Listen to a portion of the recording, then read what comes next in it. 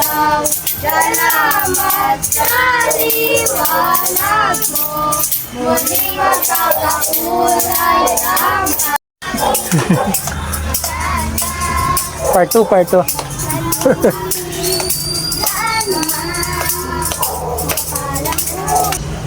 May bahay ng aking bati. Merry Christmas, nawawalatin ang pag-ibig.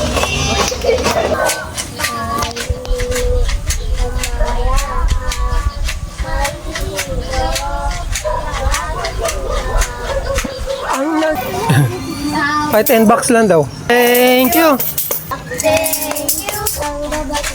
you. Pasensya na, tawad po muna. Pasensya na po. Nakarami na kasi kanina mga bata. Balik na lang next time ha. Sige po.